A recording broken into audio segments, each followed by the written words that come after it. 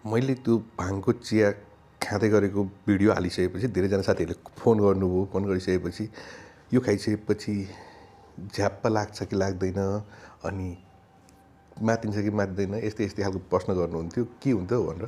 किनभने उहाँहरूले पनि सुन्नुभएको रहेछ, तर प्रयोग चाहिँ गर्नुभएको रहेनछ। म एउटा सानो कुरा भन्छु, कस्तो भने धेरैलाई अहिलेको मान्छेहरूलाई धेरैलाई थाहा नहुनसक्छ। एकचोटि हाम्रो घरमा बुढापाका कोही हुनुहुन्छ भने उहाँहरूलाई सोध्नुहोस्, गाईबस्तुको पेट बिग्रिँदाखेरि, पेट फुलिँदाखेरि अथवा गाईबस्तुले छेड्दाखेरि के खुवाउनु हुन्थ्यो भनेर उहाँहरूको एउटै जवाफ आउँछ, भाङ। भाङ। त्यही भएर पहिले घरमा चाहिँ यसो उसमा के भन्छ, बलेसी कता कतातिर चाहिँ त्यो सुकेको भाङहरू सिउरे राखेको हुन्थ्यो। किन भन्दा गाईबस्तु बिरामी भने खुवाउन।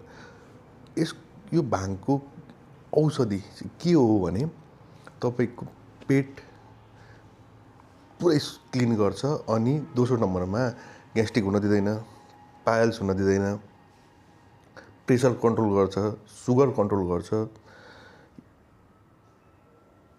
हाम्रो सबभन्दा ठुलो रोग थुप्रै ठाउँमा चाहिँ पेट हो। यदि पेट नै क्लिन भयो, सफा भयो, पेटमा कुनै गाह्रो चिज भएन भने तपाईँ आफै बिस्तारै निरोगी हुँदै जानुहुन्छ। त्यही भएर अनि फेरि अर्को कुरो के छ भने गाँजा र भाङ यो दुईवटा फरक हो, उस्तै देखिए पनि फरक हो।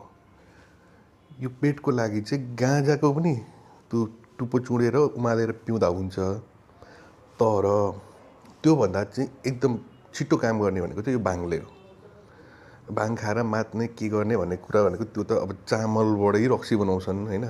चामल खाँदा मातिन्छ भन्ने कुरो त हुँदैन नि त। त्यो त्यसको पनि प्रक्रिया हुन्छ, साइन्स हुन्छ, फर्मुला हुन्छ।